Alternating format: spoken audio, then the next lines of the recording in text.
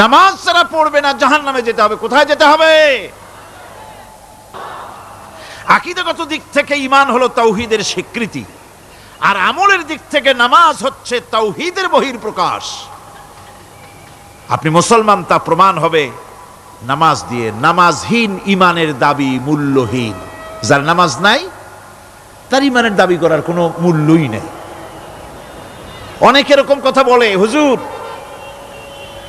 আমি মানুষটা নিতান্ত খারাপ না, যাই মনে করেন, গ্রামে রাস্তা বানাইছি, ব্রিজ করে দিয়েছি, কালভার্ট করেছি, এতিম মিসকিনরে তাও মাঝে মধ্যে খাবার দেই, বিধবারে কাপড় চোপড় দেই, মানুষটা আমি নিতান্ত খারাপ না, তবে এই মাঝে মধ্যে একটু নামাজ পড়ি না, তাতে কি আমার ঈমান নষ্ট হয়েছে নাকি?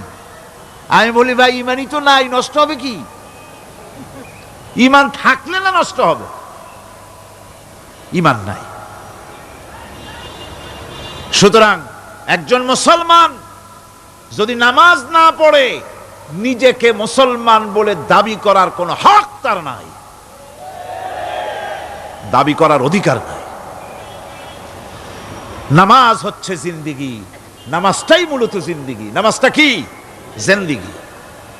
আল্লাহ রাব্বুল আলামিন শিখাচ্ছেন, কুল ইন্না সালাতি ওয়া নুসুকি ওয়া মাহইয়ায়া ওয়া মামাতি লিল্লাহি রাব্বিল আলামিন। মুহাব্বতের সাথে সবাই পড়েন, কুল ইন্না সালাতি ওয়া নুসুকি ওয়া মাহইয়ায়া ওয়া মামাতি লিল্লাহি রাব্বিল আলামিন।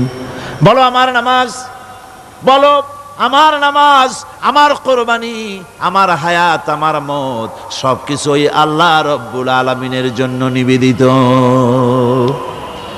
আমার বেঁচে থাকা, আমার মরে যাওয়া সব আল্লাহর জন্য।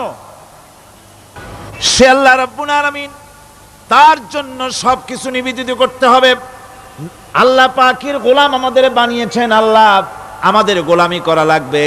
আর গোলামির নমুনা যাকাত দিয়া, হজ দিয়া, দাম দিয়া, সদকা দিয়া, কোন জিনিস দিয়ে নামাজের মতো গোলামির উৎকৃষ্ট প্রমাণ বা নমুনা আর কিছুতে নাই। আমি যে গোলাম তার উৎকৃষ্ট প্রমাণ হচ্ছে নামাজ। নামাজেই একটা মানুষ গোলামির অনুভূতিতে তাকে নিয়ে যায়। বাদশাহ হোক, মন্ত্রী হোক, পীর হোক, মৌলানা হোক, মুহাদ্দিস হোক, বড় লোক হোক, গরিব হোক, পুরুষ হোক, নারী হোক, যেই হোক, নামাজে দাঁড়াইলো, একেবারে কান্ডারে ধরিয়া কানের কাছে হাত দিয়া, হাত দুটো বাঁধিয়া মাথা নিচের দিকে দিয়ে দাঁড়ায় গেল। কিসের মতো? আসামির মতো, গোলামের মতো। সুবহানাল্লাহ। এদিক ওদিক তাকাইতে পারবা না, চোখটা থাকবে সেজদা যেখানে দিবা সেখানে। তাকানো নিষেধ, সেজদার দিকে তাকাও। এরপরে যখন রুকুতে গেলেন, গোলামির নমুনা হয়ে গেল। গোলামের এরকম মাথা নিচু করে থাকতে হয় প্রভুর সামনে। গেলেন, রাজা, বাদশাহ, বড় লোক, সব অহংকার চূর্ণ হয়ে গেল। নাক আর কপাল দিয়া আমার মাবুদের দরবারে মাথাটা লাগাই দিলাম জমিনের উপরে। সুবহানাল্লাহ। আমি আমার ভাষায় বলি, আমি আমার ভাষায় কথাটা এভাবে বলি, এই জমিনটা যদি কাগজ হয় আর আমার নাকটার কপালটা যদি কলম হয়, তাহলে আমি যে গোলাম দৈনিক 5 বার আমার নাক আর কপাল দিয়া জমিন নামক কাগজের উপরে, দাস খতের উপরে দৈনিক 5 বার নাক আর কপাল দিয়া সই করে দেই, আল্লাহ আমি তোমার গোলাম, আর কারো গোলাম নই, আমি একমাত্র তোমার গোলাম। ঘুমের থেকে উঠে সেজদা দিয়া বলি, দুপুরের সময় কাজ ফেলাইয়া আর একবার বলি, বিকেল আসার আগেই আসরে আর একবার বলি, দিন যখন শেষ হয় আর একবার বলি, রাতে যখন শুতে যাই আর একবার সেজদা দিয়া ঘোষণা করি, মাবুদ আমি তোমার গোলাম। সুবহানাল্লাহ। নামাজ হচ্ছে ইসলামের গণ্ডির মধ্যে প্রবেশের প্রমাণ। কোরআনে কারীম বলছে, ফাইন তাবু وأقاموا الصلاة وآتوا الزكاة فإخوانكم في الدين সূরা তওবা এসেছে। তারা যদি তওবা করে আর নামাজ কায়েম করে, যাকাত যদি আদায় করে, তাহলে এখন তোমাদের সে দ্বীনি ভাই, এখন ভাই হয়ে গেল। একটু আগে ছিল কাফের মুশরিক, এখন তোমার দ্বীনি ভাই। দ্বীনের গণ্ডির মধ্যে প্রবেশ করা, কলেমা পড়ার সাথে সাথেই নামাজ। নামাজ হচ্ছে দ্বীনের প্রধান গেট, দ্বীনের প্রধান তোরণ। দ্বীনের মধ্যে প্রবেশ করার জন্য এই গেট দিয়ে প্রবেশ করতে হবে। সুতরাং এই নামাজের এতই গুরুত্ব দেওয়া হয়েছে। ইসলাম যদি ক্ষমতায় আসে, আল্লাহ যেন এনে দেন, জোরে কোন আমিন। ইসলাম যদি ক্ষমতায় এসে যায়, রব্বুল আলামিন তাফসিরে মাহফিল, কোরআন সামনে নিয়ে আশা করে তোমার দরবারে দোয়া করি, এই বিশাল জনসমুদ্রের দোয়া কবুল করো মাবুদ গো, এই বাংলাদেশকে ইসলামের দেশ বানাইয়া দাও। দেশটা যদি ইসলামের হয়ে যায়, আইন যদি আল্লাহর হয়, শাসন যদি সৎ লোকেরা করে, রব্বুল আলামিন কোরআন শরীফে বলেন, তাহলে তারা 4টা কাজ করবে। আল্লাযীনা মাক্কান্নাহুম ফিল আরদ আকামুস সালাতা ওয়া আতাউজ যাকাত ওয়া আমারু বিল মা'রুফি ওয়া নাহাউ আনিল মুনকার। মুমিনেরা ক্ষমতায় এসে প্রথম যে কাজটা করবে, প্রথমে ক্ষমতা এসেই নামাজ বাধ্যতামূলক করবে। প্রথম কি? ওয়াজ নসিহতে অনুরোধ করা হবে না, বাবাজিরা আল্লাহর রাস্তায় নামাজটা পড়ে না। রেডিও এবং টেলিভিশনের মাধ্যমে রাষ্ট্রপ্রধান অর্ডার করে দিবেন, যারা আকেল বালিগ সকলের জন্য নামাজ বাধ্যতামূলক, নামাজ পড়তেই হবে, এটা অর্ডার। বেলা যখন 1টা বেজে যাবে, বেলা যখন 1টা বাজবে, সমস্ত মসজিদে আজান শুরু হয়ে যাবে। আজানের সাথে সাথে অফিস, আদালত, কল কারখানা, ক্ষেত খামার, শিক্ষাঙ্গন সব ডেডলক হয়ে যাবে। আধা ঘন্টার জন্য বন্ধ হয়ে যাবে। যারা মুসলমান অফিসে, কলেজে, ইউনিভার্সিটিতে, সর্বত্র তারা নামাজের জন্য প্রস্তুতি নেবেন। আধা ঘন্টার ভিতরে নামাজ আর খানা সেরে আবার কলেজ চলবে, বিশ্ববিদ্যালয় চলবে, কল চলবে, কারখানা চলবে, ক্যান্টনমেন্ট চলবে, সেক্রেটারিয়েট চলবে, সব আপন গতিতে চলতে থাকবে। আল্লাহর রহমত, বরকত আকাশ ফেড়ে নাজিল হয়ে যাবে। আর এই অর্ডার যে দেওয়া হবে, নামাজ পড়বেন সেখানে। থানায় যখন আজান হবে, থানায় আজান হয়ে গেছে, থানার স্টাফ, পুলিশ যারা আছে, জামাতে খাড়া হয়ে যাবে, ইমামতি করবেন ওসি সাহেব। এসপির অফিসে এসপি সাহেব ইমামতি করবেন, ডিসি সাহেব তার অফিসে ইমামতি করবেন, মন্ত্রী সেক্রেটারিয়েট ইমামতি করবেন, প্রেসিডেন্ট বঙ্গভবন ইমামতি করবেন, বিশ্ববিদ্যালয়ের ভাইস চ্যান্সেলরের ইমামতিতে সে জায়গার মুসলমান ছাত্র ছাত্রী, শিক্ষক শিক্ষয়িত্রী এক জামাতে নামাজ আদায় করবে। এই যদি হয়, চিত্র দেশের অপরাধ থাকবে। থানায় ওসি সাহেব নিজেই যদি জামাতের ইমামতি করেন, এইভাবে নামাজ আদায় করেন, পুলিশদের নিয়ে জামাতে, ঘুষ আর খাবে তারা? এসপি সাহেবের অফিসে, ডিসি সাহেবের অফিসে মন্ত্রীরা যদি এভাবে নামাজ কায়েম করে, তাহলে কি অন্যায় অপরাধ কিছু থাকবে সমাজে? থাকবে না। সুতরাং নামাজ বাধ্যতামূলক করে দেওয়া হবে। নামাজ বাধ্যতামূলক, সকলকে নামাজ পড়তে হবে। নামাজ হচ্ছে অপকর্মের প্রতিবন্ধক। নামাজ পড়লে অন্যায় কাজ থেকে বাঁচার পথ। অন্যায় থেকে বাঁচাই কিসে? নামাজ। আল্লাহ রাব্বুল আলামিন বলেন, উতলু মা উহিয়া ইলাইকা মিনাল কিতাবি ওয়া কিমিস সালাম ইন্নাস সালাতা তানহা আনিল ফাহশাই ওয়াল মুনকার। হে নবী, এই কিতাব তেলাওয়াত করো, যা তোমার প্রতি অবতীর্ণ করা হয়েছে, এই কিতাব তেলাওয়াত করো আর নামাজকে প্রতিষ্ঠা করো। নিঃসন্দেহে নামাজ মানুষকে পাপাচার থেকে বাঁচায়া দেয়। অশ্লীলতা পাপাচার থেকে মানুষকে বাঁচায় কে? জোরে চিল্লায় কোন কে? নামাজ। এই নামাজ মানুষকে অন্যায় কাজ থেকে বাঁচায় দেয়। নামাজ যে মানুষকে অন্যায় কাজ থেকে বাঁচায়, কেমনে বাঁচায়? আমরা যে নামাজ পড়ি এই নামাজে তো আমাদেরকে অন্যায় কাজ থেকে বাঁচাইতে পারে না। নামাজি বহুত মানুষ আছে অন্যায় করে, করে কিনা কোন? না করে না? করে। নামাজি অথচ অন্যায় করে। আর আল্লাহ বলছেন নামাজিকে, নামাজ তাকে অশ্লীলতা থেকে ফিরায়। তাহলে কথা কারটা ঠিক? আল্লাহরটা। জোরে বলেন কারটা ঠিক? অবশ্যই আমার আল্লাহর কথা হক। আমি ভুল করতেছি, আমি যেন কোথাও ভুল করতেছি, সামথিং ইজ রং, কোথাও যেন আমরা ভুল করে বসতেছি, সেই ভুলটা কি আমরা আবিষ্কার করতে চেষ্টা করবো ইনশাআল্লাহ। প্রথম যে কথাটা সেটা হচ্ছে এই যে আমরা যা নামাজে পড়ি আমরা তা বুঝি না। কথা ঠিক কিনা? আমি যদি এখন প্রশ্ন করি সামি আল্লাহু লিমান হামিদা অর্থ কি কোন? ফার্স্ট ডিভিশনে কয়েকটা লেটার নিয়ে ফেল করবেন এরকম লোক আছেন না নাই? সুবহান রাব্বিয়াল আলা অর্থ কি জানি না। সুবহান রাব্বিয়াল আযীমের অর্থ কি জানি না। দোয়া কুনুত অর্থ কি জানি না। তাশাহুদ অর্থ কি জানি না। সূরা ফাতিহার অর্থ কি জানি না। এমন কি উযুর মধ্যে কয়টা ফরজ তাও অনেকের জানা নাই। কথা কি বেশি বললাম না ঠিক বলছি? একজনের জিজ্ঞেস করলো, মিয়া উযুতে কয় ফরজ? কয় হুজুর কি মনে করেন এটা বুঝি জানি না। এটা তো সাধারণ ব্যাপার, বলেন না কয় ফরজ? কয় উযুতে তো 17 ফরজ। কি কি? কয় হাত ধোয়া, পাও ধোয়া, মুখ ধোয়া, নাক ধোয়া, চোখ ধোয়া, জিহ্বা ধোয়া, মাথা ধোয়া। বলতে বলতে গুনে দেখা গেল প্রায় 19টার মতো বলছে। বলা হলো, মিয়া বললেন আপনি উযুতে ফরজ 17টা, কইলেন আপনি 19টা।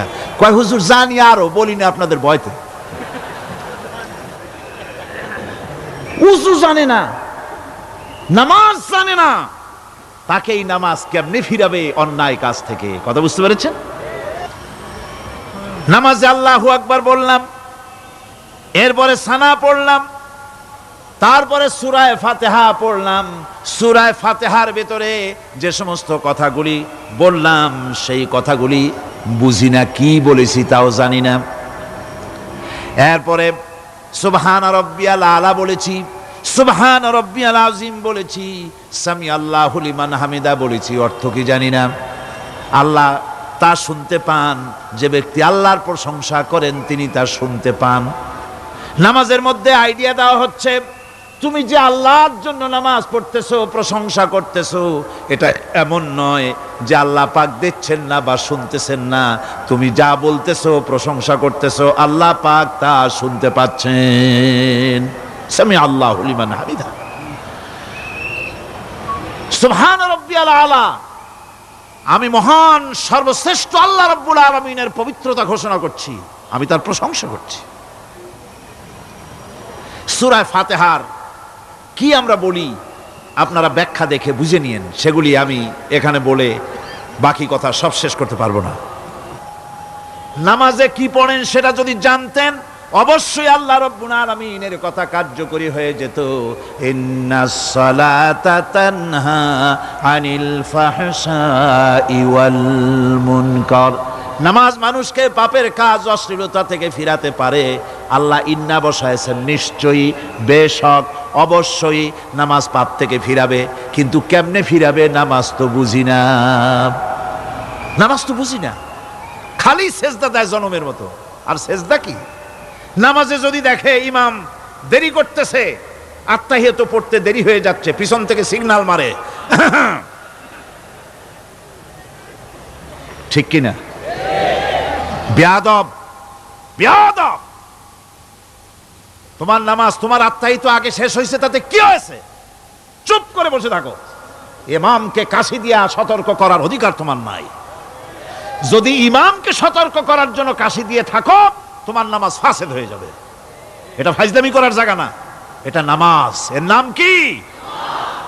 ধীরে সুস্থে নামাজ পড়তে হবে। অনেকে মসজিদটারে মনে করে জেলখানা, ঢুকতে যত দেরি, বেরোতে পারলে যেন বাসে যান ছটফট করে। সিনেমার মধ্যে গিয়ে ঘন্টার পর ঘন্টা বসে থাকে, খারাপ লাগে না? মসজিদে কেরাত যদি একটু লম্বা পড়ে, পিছনে বসে খালি কি যে করে মনে মনে বলতে থাকে যে ইমাম এমন কাঁচা ছাড়া ছাড়ি না, আর গান যখন শোনে শুনতেই থাকে, কত মজা, ঘুম আসে না। নাউযুবিল্লাহ। সুতরাং নামাজে কি পড়েন সেটা আপনাকে বুঝতে হবে। সঠিকভাবে নামাজ পড়ার পরও যদি কোনো মানুষের সঠিকভাবে, ভালো করে শোনেন, সঠিকভাবে নামাজ পড়ার পরেও যদি কোনো মানুষ পাপের থেকে না ফেরে, তাহলে বুঝতে হবে একথা, পানি আর সাবান দিয়া কাপড় ধুলে কাপড়ের ময়লা যাবে, কিন্তু পানি আর সাবান দিয়া কয়লা জনমের মতো ধুইলেও কয়লার ময়লা যাবে না। কথা বুঝে আসছে? এর থেকে আর উত্তম দৃষ্টান্ত আমার কাছে নাই।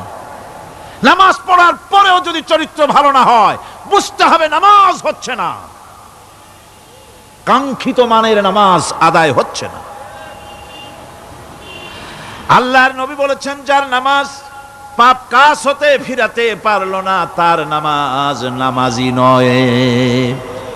আবার শুনুন, রাসূল বলছেন, যার নামাজ তাকে পাপের কাছ থেকে ফিরাতে পারলো না, তার নামাজ নামাজ নয়, ওইটা নামাজ হয় নাই, যার জন্য তার পাপ থেকে তারে ফিরাইতে পারছে না।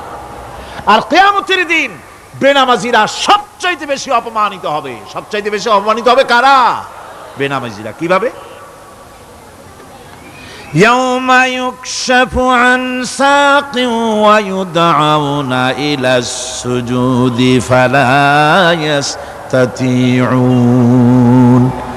সেদিন কঠিন সময় আল্লাহ রাব্বুল আলামিন লোকদেরকে সিজদা করার জন্য বলবেন, কিন্তু যারা বেনামাজি ছিল দুনিয়ায়, তারা সিজদা দিতে পারবে না। বলেন নাউযুবিল্লাহ।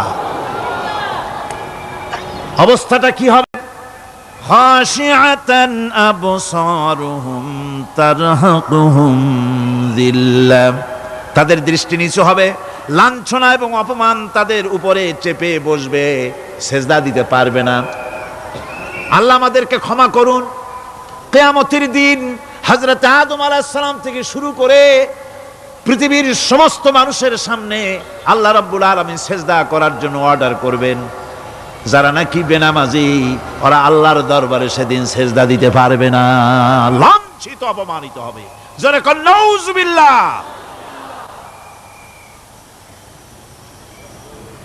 নামাজ, মুমিনের নামাজ একরকম, মুনাফিকের নামাজ হলো আর এক রকম।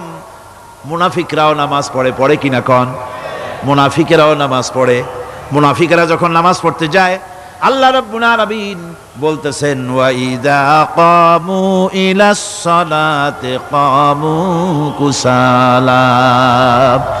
মুনাফিকেরা যখন নামাজ পড়তে দাঁড়ায়, নামাজে আসে ঠিক তারা, কিন্তু নামাজের জন্য দাঁড়ায় খুব শৈথিল্য ভারে, শৈথিল্যভাবে দাঁড়ায়, কাহিলি, সুস্তি, এ জায়গা চুলকায়, পায়জামা ধরে টান দেয়, টুপিটা ঘুরে আয়, এদিক ওদিক তাকায়।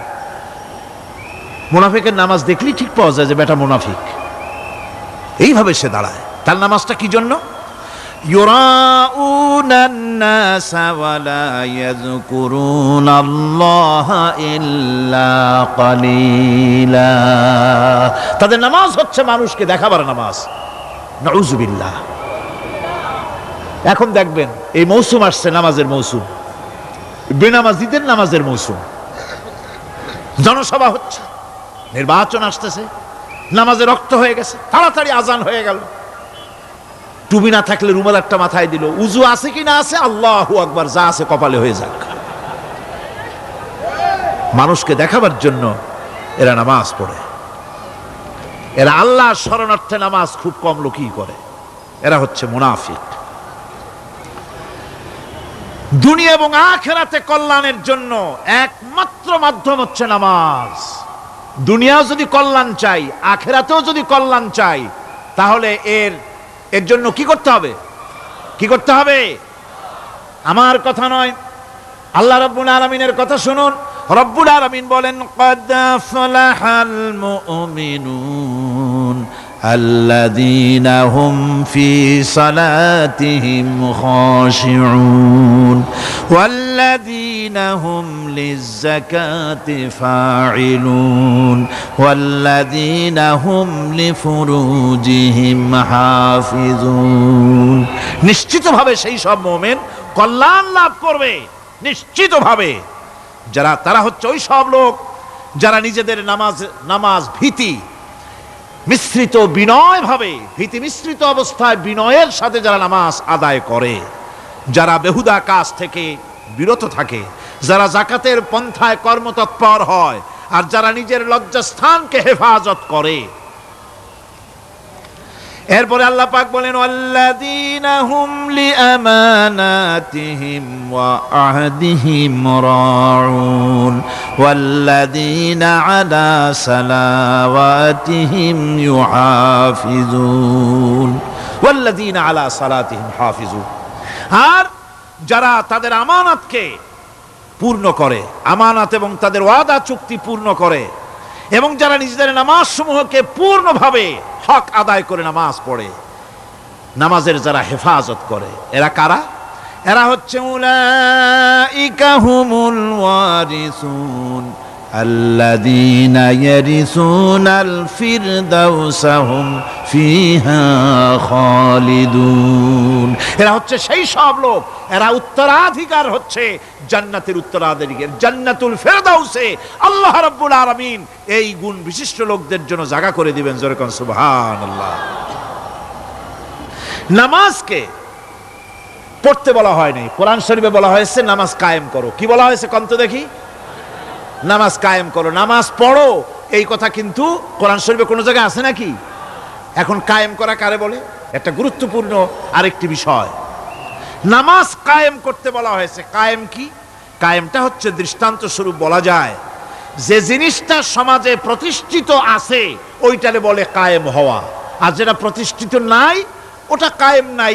কায়েম মানেই হলো প্রতিষ্ঠিত থাকা। যেমন আমাদের দেশে, আমাদের সমাজে নারী পুরুষ শিশু বৃদ্ধ সকলেই কাপড় পরা, শাড়ি পরা, লুঙ্গি পরা, এই কাপড় পরাটা কায়েম আছে, প্রতিষ্ঠিত আছে না নাই?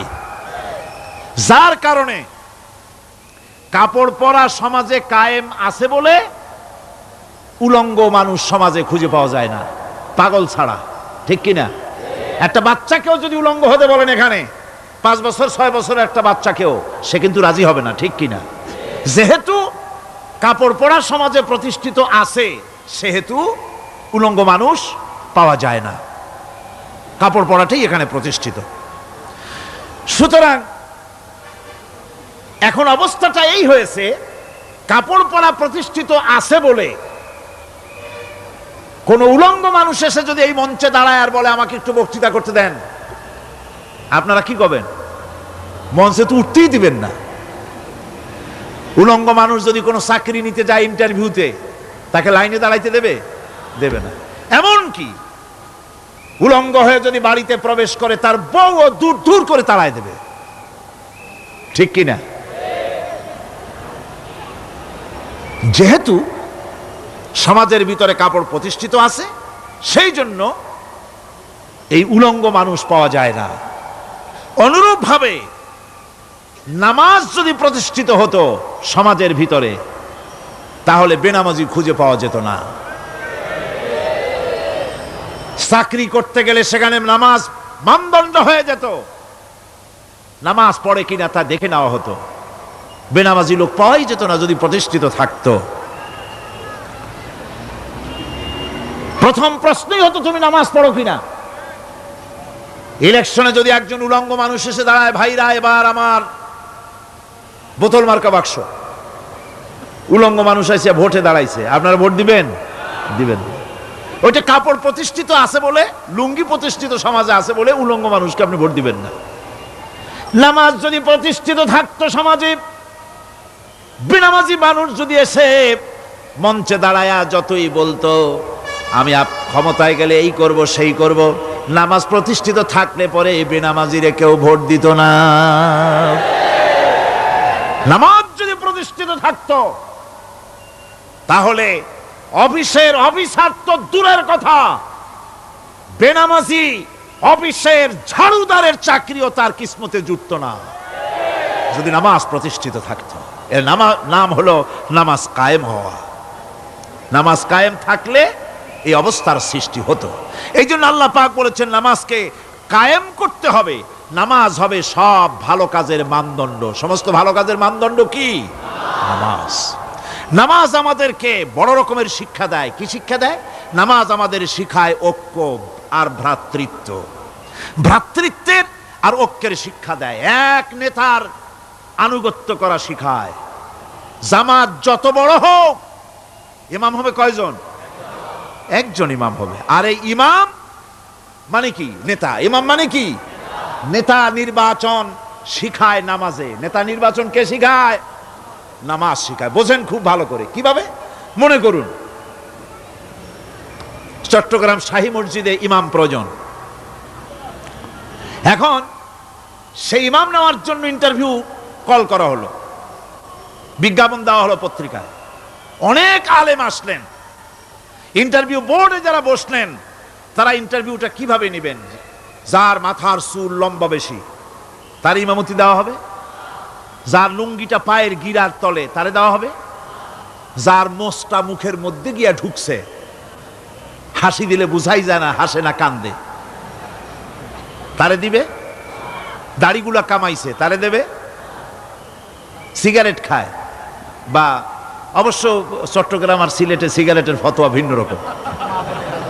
বরিশালে আমি যেখানে জন্মগ্রহণ করেছি, আমার এলাকায় কোনো আলেম যদি সিগারেট খায়, মসজিদের ইমাম তো ভালো, মসজিদ ঝাড়ু দিতেও ঢুকতে দেবে না মসজিদে। এটা এই এলাকার এক রকমের কায়দা। আমি এটার ব্যাপারে কথা নাইবা বললাম। তো আপনারা খুঁজে দেখবেন সে সিনেমা দেখে নাকি, মিথ্যা কথা বলে নাকি, বউ পর্দায় থাকে নাকি। এগুলি মাইক্রোস্কোপ যন্ত্র দিয়ে ইমামের মাথা থেকে পা পর্যন্ত দেখবেন কিনা কন? আচ্ছা এবার কন তো দেখি, এই ইমাম সাহেব ইমামতি করবে কতজন লোকের?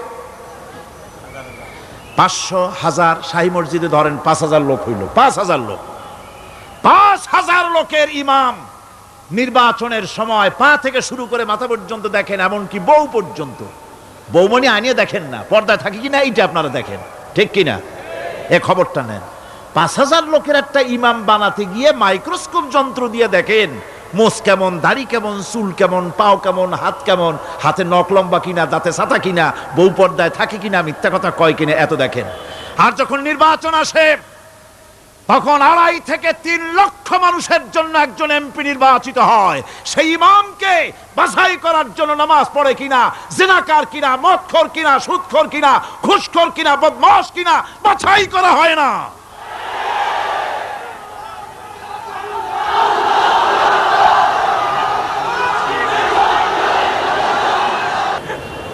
নামাজ আমাদেরকে এটা শিখায় ইমাম কেমনে বানাইতে হবে। কোন সুবহানাল্লাহ।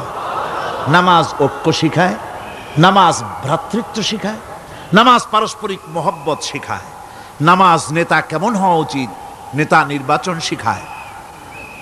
আবার নেতা ভুল করলে তার ভুল বলা যাবে না, এরকম হতে পারবে না। নামাজের ভিতরে ইমাম যদি ভুল করলেন, আপনি লোকমা দিবেন, সুবহানাল্লাহ, আল্লাহু আকবার বলবেন। যদি তিনি সংশোধন না হলেন আবার দেন, তাতেও সংশোধন হলো না আবার দেন। 3 বার লোকমা দেওয়ার পর যদি ভুল সংশোধন না করে নামাজ ছেড়ে দেন, ইমামকে বের করে দেন, নতুন ইমাম নিয়োগ করেন। যারা ক্ষমতায় যাবে, আপনি রাষ্ট্রের ইমাম যারে বানাবেন, সেই রাষ্ট্রীয় ইমাম যদি জনগণের ইচ্ছার বিরুদ্ধে যদি চলে, 1 বার লোকমান দেন, 2 বার লোকমান দেন, 3 বার দেন, তারপরেও যদি না নামে, ঘাট ধরে নামে না। নামাজ আপনাকে নেতা নির্বাচন, নেতাকে প্রতিষ্ঠিত রাখা, নেতার আনুগত্য আপনাকে শেখায়। নামাজ লাইন সোজা করে দাঁড়াতে হবে। লাইন যদি বাঁকা করেন, আপনার কলজেটা ওরকম বাঁকা হয়ে যাবে। কারণ নাউযুবিল্লাহ, নামাজের কাতারে যার কারণে নামাজের কাতার বাঁকা হবে, পুরা কাতারের জন্য আল্লাহর কাছে ওই লোকটা দায়ী হয়ে যাবে। নামাজ শৃঙ্খলা শিখায়। সুবহানাল্লাহ কইতে ইচ্ছা করে না? নামাজ শৃঙ্খলা শিখায়, শৃঙ্খলা বোধ শিখায়, সোজা হয়ে দাঁড়ায়। তারপরে ঐক্য এবং মহব্বত শিখায়। নামাজের ভিতরে যখন দাঁড়ায় গেলেন, আমির দাঁড়ালো, ফকির দাঁড়ালো, মন্ত্রী দাঁড়ালো, তার ড্রাইভারও দাঁড়ায় গেল, একই কাতারে দাঁড়ায় গেছে। নামাজ পড়তে গিয়ে ড্রাইভারের পাও গিয়ে লেগেছে মন্ত্রীর গায়ে। নামাজ শেষ হওয়ার পর মন্ত্রীর বাবার ক্ষমতা নাই এ কথা বলার যে বেটা ড্রাইভার সলিমুদ্দিন, তোর পাও লেগেছে আমার পায়ে, তোর চাকরি শুদ্ধা দোজকে পাঠায় দেব। পারবে বলতে? পারবে না। মিয়া মন্ত্রী সাহেব, এটা তোমার সেক্রেটারিয়েট না, এটা আল্লাহর ঘর। এটা কার ঘর? এক হি সব মে খড়ে হো গে মাহমুদ ও আয়াজ, एक ही सब में खड़े हो गए महमूद ও আয়াজ, না कोई बंदा रहा না कोई बंदा नवाज। একই কাতারে দাঁড়িয়ে গেছে সম্রাট মাহমুদ আর চাকর আয়াজ। এখন সম্রাট মাহমুদও নাই, চাকর আয়াজও নাই, সম্রাট আর চাকর দুজনই আল্লাহ পাকের গোলাম হয়ে গিয়েছে। তুমি মসজিদে এসেছো, তুমি আল্লাহর গোলাম। কার গোলাম? আল্লাহ পাকের গোলাম। এই জিনিস শিখায় নামাজ। নামাজ শিখায় মানুষকে পাঞ্চুয়ালিটি, নিয়মানুবর্তিতা, সময়ের জ্ঞান শিখায় নামাজ। নামাজ মানুষে কি শিখায়? আল্লাহ রাব্বুল আলামিন বলছেন, ইন্নাস সালাতা কানাত আলাল মুমিনিনা কিতাবাম মাওকুতা।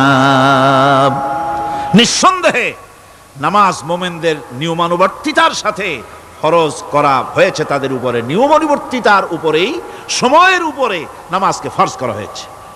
আপনার আন্দাজ মতো আপনি পড়তে পারবেন না, সময় মতো পড়তে হবে, আউয়াল ওয়াক্তে পড়তে হবে। আমার দেশের মসজিদগুলিতে ফজরের নামাজ পড়া হয় এমন সময় পূর্ব দিক ফর্সা হয়ে যায়। ইমাম সাহেব যদি ভুল করেন, নামাজ যদি দোহরাতে যান, তাহলে সূর্য উদয় হয়ে যাবে, এমন অবস্থা। নামাজ এত দেরিতে পড়া হয়। প্রত্যেক ওয়াক্তের নামাজ আউয়াল ওয়াক্তে পড়ার জন্য রাসূল সাল্লাল্লাহু আলাইহি ওয়াসাল্লাম তাগিদ করেছেন। সময়ের দিকে লক্ষ্য রাখতে বলা হয়েছে। যেই জাতির, লক্ষ্য করুন, যে জাতির দৈনিক 5 বার টাইমলি, অক্ত মতো, সময় মতো নামাজ আদায় করতে হয়, দুর্ভাগ্যজনক সত্য, সেই জাতির কাছে সময়ের কোনো দাম নাই। সময়ের দাম নাই। 9টার গাড়ি কয়টায় আসবে? 9টার গাড়ি কয়টায় আসবে? একদিন দেখা গেল সত্যি 9টার সময় এসে গেছে। যাত্রীরা বলছে মাশাআল্লাহ, অন্তত একটা দিন তো 9টার সময় আসলো। স্টেশন মাস্টার বলছে না, খুশি হওয়ার কারণ নাই, আজকের না, এটা গতকালকেরটা। আমার আমেরিকার সফরের সময়, যে বাড়িতে আমি আমেরিকায় থাকি, কুইন্স এলাকায়, নিউ ইয়র্ক সিটিতে, সে বাড়িওয়ালা চাকরি করে। সে আমাকে বলল 10টি বছর আমি একটা ট্রেনে যাতায়াত করি। সে বলছে রাত 3:45টায় ট্রেনটা আসে, ওই ট্রেনে চড়ে সে তার কর্মস্থলে যায়। বলল 10টা বছর আমি এখানে আছি, 10 বছরের ভিতরে এই ট্রেনটা 1 মিনিটের জন্য এদিক ওদিক করলো না, ঠিক 3:45টায় এসে হাজির হয়ে গেছে। ঝড় হোক, বৃষ্টি হোক, স্নো পড়ুক, বরফ পড়ুক, টাইমলি চলতেছে। দুনিয়ায় ভিন্ন জাতিরা যে উন্নতি করে, তার পেছনে সময়ের জ্ঞান তাদের অনেক বেশি আমাদের থেকে। কথা ঠিক কিনা? আমাদের সময়ের জ্ঞান নাই, সময়ের কোনো মূল্য আমরা দেই না। 2টার সময় মিটিং হবে, মন্ত্রী সাহেব আসেন 5টার সময়, ঠিক কিনা? বক্তৃতার জন্য সময় দেওয়া হয়েছে 20 মিনিট, নাহমাদু ওয়া নুসাল্লি আলা কইয়া সুর দিয়া 35 মিনিট গেছে নাহমাদু কইতে কইতে। সময় 20 মিনিট, তার মনেই নেই। এই যে সময়ের জ্ঞান নাই, এটা ব্যর্থতা। নামাজ মানুষকে সময়ের জ্ঞান শিখায়। কোন আলহামদুলিল্লাহ। এই সময়ের জ্ঞান আমাদেরকে শিখতে হবে। এবার আমি আপনাদের সামনে বলতে চাই, আল্লাহর নবী জনাবে মুহাম্মদ রাসূলুল্লাহ সাল্লাল্লাহু আলাইহি ওয়াসাল্লাম নামাজের ব্যাপারে কি বলছেন। এতক্ষণ তো আল্লাহর কথা শোনালাম, কার কথা শোনাইছে? আমার আল্লাহর নবী বলেন, নবীকে প্রশ্ন করা হলো, ইয়া রাসূলুল্লাহ আইয়ু শাইইন আহাব্বু ইনদাল্লাহি ফিল ইসলাম, ইসলামের মধ্যে আল্লাহর কাছে কোন জিনিসটা বেশি প্রিয়? আল্লাহর কাছে ইসলামের কোন জিনিসটা বেশি প্রিয়? হুজুর বললেন, as-সালাতু লিওয়াক্তিহা, মান তারাকা সালাতান ফালা দীনা লাহু ওয়াস-সালাতু ইমাদুদ্দিন।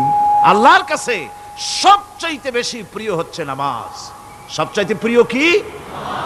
নামাজ। ওয়াক্ত মতো নামাজ আদায় করা আল্লাহ পাকের বেশি প্রিয়। আর এই নামাজ হচ্ছে দ্বীনের খুঁটি।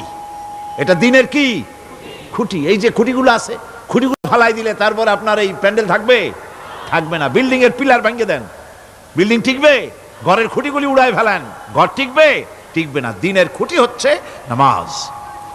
লা দীনা লিমান লা সালাতা লাহু। যার কাছে দ্বীন নাই, যার কাছে নামাজ নাই, তার কাছে কি নাই? দ্বীন নাই, ঈমান নাই। আল্লাহর নবী বলেছেন, ওয়ান জাবিরিন রাদিয়াল্লাহু তাআলা আনহু قال قال رسول الله صلى الله عليه وسلم بين العبد وبين الكفر ترك الصلاة। আল্লাহ পাকের নবী বলেন, আল্লাহর বান্দার মুমিন, আল্লাহর বান্দার কাফের, দুইজনের মধ্যে পার্থক্য হলো যে ব্যক্তি নামাজ পড়ে সে আল্লাহর গোলাম, যে নামাজ পড়ে না সে কাফের হয়ে গেল। যে নামাজ পড়লো না সে কাফের হয়ে গেল। মান তারাকা সালাতান মুতাআম্মিদান ফাকাদ কাফারা। যে ব্যক্তি ইচ্ছে করে নামাজ ছেড়ে দিল সে কাফের হয়ে গেল। বলেন নাউযুবিল্লাহি মিন যালিক। এই জন্য নামাজ আদায় করা বাধ্যতামূলক প্রত্যেকটি মুসলমানের জন্য। রাসূল করিম সাল্লাল্লাহু আলাইহি সাল্লাম একটা দৃষ্টান্ত দিয়েছেন। কারো বাড়ির সামনে যদি একটা নাহার থাকে, একটা পুকুর থাকে, একটা খাল থাকে প্রবাহিত, এতে যদি ওই বাড়িওয়ালা দৈনিক 5 বার গোসল করে তাহলে তার গায়ে কি কোনো ময়লা থাকে? হুজুর, সাহাবীরা বললেন না হুজুর, থাকে না। হুজুর বললেন এটাই হলো নামাজের দৃষ্টান্ত। 5 ওয়াক্ত নামাজ যে আদায় করবে সে গুনাহ থেকে আল্লাহ পাক তাকে পবিত্র করে দিবেন। সুবহানাল্লাহি বিহামদি। আমার ভাইয়েরা, নামাজ পড়লে পরে এক জুমা থেকে আর এক জুমা পর্যন্ত মানুষ যে সমস্ত গুনাহ করে, কবিরা গুনাহগুলি বাদে, শিরক আর কবিরা গুনাহগুলি বাদে যত গুনাহ আছে তার কাফারা হয়ে যায়। নামাজ যে সঠিকভাবে আদায় করবে। এই নামাজটা একটা কঠিন কাজ। নামাজটা কি কাজ? কে বলতেছেন এ কথা? আল্লাহ পাক। ওয়া ইন্নাহা লাকাবীরাতুন ইল্লা আলাল খাশিঈন। নামাজ একটা ভারী জিনিস, একটা কঠিন জিনিস। কাদের জন্য কঠিন নয়? যারা নাকি আল্লাহ পাককে ভয় করে।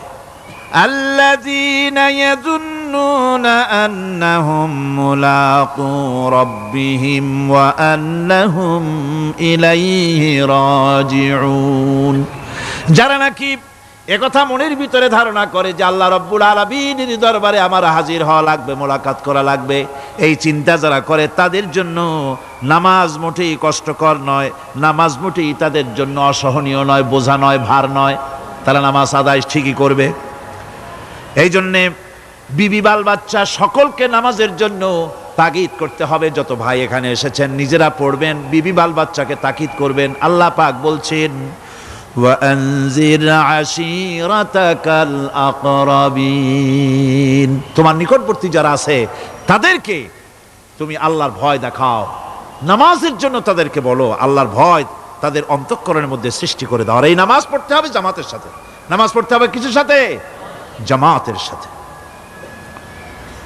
রাসূল করিম সাল্লাল্লাহু আলাইহি ওয়াসাল্লাম বলছেন, হুজুরের কাছে, আল্লাহর নবীর কাছে হযরতে আবু হুরায়রা রাদিয়াল্লাহু তাআলা আনহু হাদিসটি বর্ণনা করেছেন। হুজুরের কাছে একজন অন্ধ লোক এলো।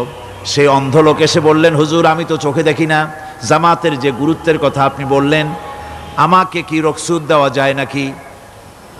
আমি অনেক সময় সাথী সঙ্গী পাই না, আমাকে কি রুখসত দেওয়া যায় নাকি? হুজুর বললেন, হ্যাঁ তোমাকে রুখসত দেওয়া গেল।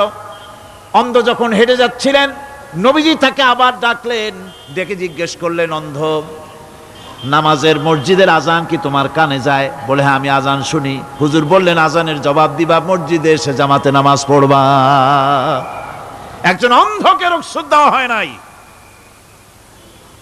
মসজিদে আজান শোনার পর ঘরে বসে যদি নামাজ আদায় করেন নামাজের হক আদায় হবে না। হুজুর সাল্লাল্লাহু আলাইহি ওয়াসাল্লাম বলেছেন, মসজিদে আজান হওয়ার পর যে ব্যক্তি ঘরে বসে নামাজ পড়ে, আমার ইচ্ছা হয় ঘরটা আগুন দিয়ে জ্বালায় দেই। কে বলতেছেন? রাহমাতুল লিল আলামিন বলতেছেন। রাহমাতুল লিল আলামিন বলতেছেন, ঘরের মধ্যে যদি মেয়ে লোক আর বাচ্চারা যদি না থাকতো তাহলে আমার ইচ্ছা হয় আমি বলি আগুন দিয়ে ঘরটারে জ্বালায় দাও। এই ঘরের মহব্বতেই তো সে বাইর হয় না। নামাজের এত বড় গুরুত্ব দেওয়া হয়েছে। আমার বন্ধুগণ, এই নামাজের জামাতি আল্লাহর নবী জীবনের শেষ নামাজ জামাতে আদায় করেছেন। জীবনের শেষ নামাজটাও জামাতে আদায় করলেন। তখন তার এমন অবস্থা, এত অসুস্থ, দাঁড়াতে পারেন না, হাঁটতে পারেন না। দুইজন সাহাবীর কাঁধের উপরে ভর করে তারপরে বহু কষ্ট করে মসজিদে গিয়ে নামাজ আদায় করেছেন। খুতবা দিয়েছেন, বললেন, খুতবা দিতে গিয়ে বললেন, আজ থেকে মসজিদে নববীর চতুর্দিকের সকলের দরজা বন্ধ হয়ে যাবে, শুধু আবু বকরের দরজাটা খোলা থাকবে। আল্লাহর নবী বললেন, আল্লাহ রাব্বুল আলামিন এই পৃথিবীতে তার এক বান্দাকে জাগতিক সব সম্পদ দিতে চেয়েছিলেন, কিন্তু সে বান্দা সব জাগতিক সম্পদকে উপেক্ষা করে মাবুদের সঙ্গে দেখা করা বেশি জরুরি, বেশি পছন্দ মনে করেছেন। এতটুকুন কথা নবীজি বললেন, কেউ কিছু বুঝলো না। হযরতে আবু বকর রাদিয়াল্লাহু তাআলা আনহু হুজুরের এই কথা শুনে কাঁদতে কাঁদতে তিনি অস্থির হয়ে যাচ্ছেন। সাহাবীরা চিন্তা করলেন, হুজুর কার কথা বলেছেন, তাতে কান্নার কি আছে? বয়োবৃদ্ধ, জ্ঞান বৃদ্ধ হযরতে আবু বকর রাদিয়াল্লাহু তাআলা আনহু বুঝতে পেরেছেন এই পৃথিবীর সব সম্পদ তো আল্লাহ হুজুরকেই দিতে চেয়েছিলেন। তিনি সমস্ত সম্পদকে উপেক্ষা করে তার মাবুদের সঙ্গে দেখা করার জন্য প্রস্তুতি নিয়েছেন। তার মানে হলো আল্লাহর নবী বিদায় হয়ে যাবেন, আমরা নবী থেকে এতিম হয়ে যাব।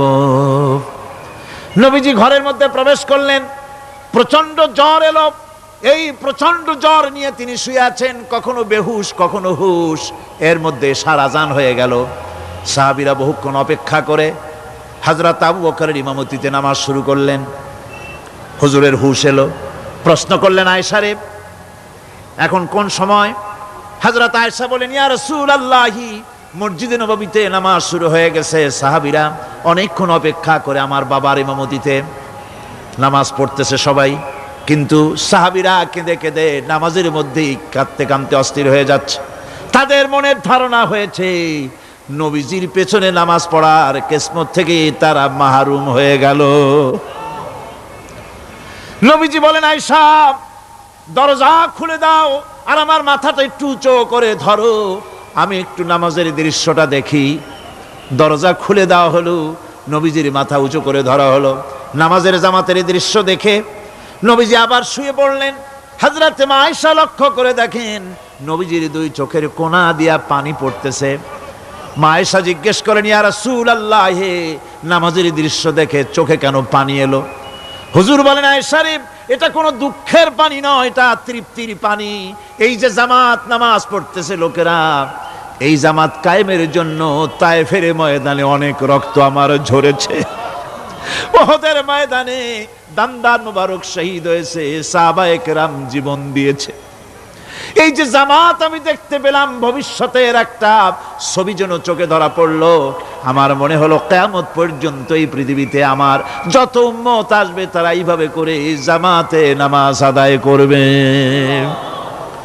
নবীজির মাথার কাছে মালাকুল মউত যখন এসে গেছেন, আমার ভাইরা, এই পৃথিবীতে যত নবীরা এসেছিলেন মৃত্যুর সময় সমস্ত নবীরা শেষ কথা যেটা বলেছেন, হাদিস, সমস্ত নবীরা উম্মতের জন্য মৃত্যুর মুহূর্তে শেষ কথা যেটা বলেছেন সেটা হলো আসসালাত, আসসালাত, নামাজ, নামাজ।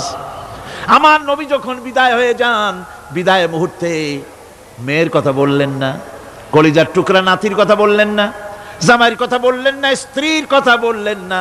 মৃত্যুর সময় শেষ কথা বললেন, আসসালাত, আসসালাত ওয়া মা মালাকাত আইমানুকুম, নামাজ, নামাজ, আমার উম্মতেরা নামাজ, আমার উম্মতেরা নামাজ ছেড়ে দিও না, নামাজ। যেই নবী উম্মতের জন্য এত কাঁদলেন, নামাজের জন্য এত কথা বলে গেলেন, আল্লাহ রাব্বুল আলামিন নামাজের জন্য এত নির্দেশ করলেন, নবীজি ইন্তেকালের সময় নামাজের কথা বলে দিলেন, সেই মুসলমান আজ নামাজ আদায় করে না। নামাজ পড়ে তো নামাজ শুদ্ধ হয় না। হযরতে হুযায়ফা রাদিয়াল্লাহু তাআলা আনহু তিনি একবার ইয়েমেন সফর করেছিলেন। এক মসজিদে নামাজ পড়লেন। একজনকে তিনি নামাজ পড়তে দেখলেন।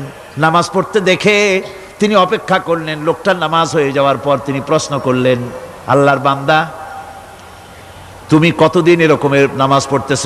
তিনি বললেন, প্রায় 40 বছর তো হবে আমি এরকম নামাজ পড়তেছি। হযরতে হুযায়ফা বলেন, তুমি কি আমারে চেনো? কয়, না, চিনি না। হযরত হুযায়ফা বললেন, আল্লাহর বান্দা শোনো, আমি হচ্ছি আল্লাহর নবী মুহাম্মদুর রাসূলুল্লাহ সাল্লাল্লাহু আলাইহি সাল্লামের সাহাবী হুযায়ফা। ও আল্লাহর বান্দা, তুমি যেভাবে নামাজ পড়েছো এই রকম যদি 40 বছর নামাজ পড়ে থাকো, আল্লাহর কসম করে বলি, নবীজি যে নামাজ শিখাইছেন তোমার সে নামাজ হয় নাই। রাসূলুল্লাহর নামাজ হয় নাই। নামাজ পড়লেই হবে না। রাসূলুল্লাহ বলেছেন, সাল্লু কামা রাআইতুমুনি উসাল্লি, নামাজ পড়ো সেইভাবে যেভাবে আমারে পড়তে দেখো। বিশ্বাস করুন ভাইরা, নামাজ যদি না হয়, হরতাল করিয়া, মিছিল করিয়া, বিক্ষোভ করিয়া, যে কোনো আন্দোলন করে ইসলামকে বিজয়ী করা যাবে না যতক্ষণ পর্যন্ত নামাজ সহি না হবে। নামাজ হচ্ছে ফাউন্ডেশন। নামাজ নাই, কিচ্ছু নাই। ঠুকঠাক করে 2টা সেজদা দিয়ে উঠে যাবেন, আপনার ইসলামী আন্দোলনের 4 পয়সার দাম নাই। নামাজ আগে। জিহাদের ময়দানেও নামাজ। যেখানে আছেন ওখানেই নামাজ পড়তে হবে, আর তা পড়তে হবে আদবের সাথে, মহব্বতের সাথে। আপনারা বিরক্ত হচ্ছেন না তো? হাদিস শরীফ থেকে শোনাচ্ছি, আল্লাহর নবী এক জিহাদ থেকে ফিরে এসেছেন। রাত কাটাচ্ছেন, শিবির তাবু গেড়েছেন। কয়েকজনকে পাহারার দায়িত্ব দিলেন রাতের বেলায় পাহারা দিতে। বাই রুটেশন, 2 জন ঘুমাবে, 2 জন পাহারা দেবে। 2 জনের ভাগ্যে পাহারা পড়লো রাত 12টার পরে। পাহারা দিতেছেন।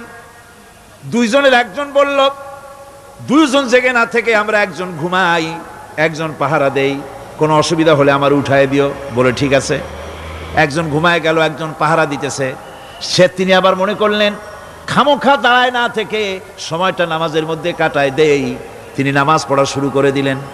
দুশমন এসে গেছে। দুশমন দূরে দেখতেছে, একটা গাছের মতো দেখা যায়, অন্ধকারে মানুষ না গাছ বোঝার জন্য তীর নিক্ষেপ করলো। তীরটা এসে তার বাম হাতের ভিতরে বাহুতে ঢুকে গেল। নামাজ ছাড়লেন না। এরপরে দুশমন আরেকটা তীর মারলো, সেই তীরটার ডান বাহুতে লেগে গেল। সাহাবী তাড়াতাড়ি রুকুতে গিয়ে নামাজ আদায় করলেন। আর ওই দুশমন বুঝতে পারলো যেটা মানুষ। দুশমন দৌড় দিল। নামাজ শেষ করে সাথীকে উঠালেন। সাথী উঠে দেখে 2 দিকে 2 তীর বসানো। ভাই, তোমার গায়ে তীর কেন? বললেন, আপনি যখন ঘুমায় গেলেন আমি ভাবলাম খামোখা দাঁড়ায় থেকে সময় নষ্ট না করে সময়টা নামাজের মধ্যে কাটাই। নামাজ পড়তেছিলাম, তীর আসলো বাম দিকে, কিন্তু নামাজে এত মজা পাচ্ছিলাম তেলাওয়াতে, তীর ঢুকেছে আমি খেয়াল করি নাই। আবার আরেকটা তীর ঢুকেছে আমি খেয়াল করি নাই। দ্বিতীয় তীরটা যখন ঢুকলো মনে মনে ভাবলাম, তৃতীয় আরেকটা তীর এসে যদি আমার বুকের মধ্যে ঢুকে যায় আর আমি যদি শহীদ হয়ে যাই, নবীজি আক্রান্ত হয়ে যাবেন, এই চিন্তা না আসলে জীবন গেলেও নামাজ ছেড়ে দিতাম না। আবার জীবনটা গেলেও নামাজ ছেড়ে দিতাম না, এত মজা লাগতেছিল। নামাজ, নামাজ, এই নামাজ হচ্ছে মুসলমানদের সবচেয়ে বড় জিনিস। নামাজ হয় না। নামাজ যত পড়া হয় অধিকাংশ নামাজ হয় না। নামাজের ভিতরে তাদিল আর কাম, তাদিল করা ওয়াজিব। যতক্ষণ দাঁড়িয়ে থাকবেন, রুকুতে থাকবেন, যতক্ষণ দাঁড়ায় থাকবেন ততক্ষণ অন্তত 1 তাসবিহ পরিমাণ তো বটেই।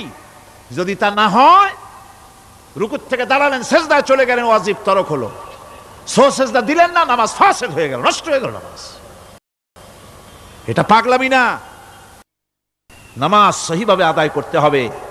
নামাজ থেকে দাঁড়াবেন, রুকুত থেকে দাঁড়ায় গেলেন, বলবেন রব্বানা লাকাল হামদ। কোন রব্বানা লাকাল হামদ হামদান কাসীরান তাইয়িবান মুবারাকান ফিহি।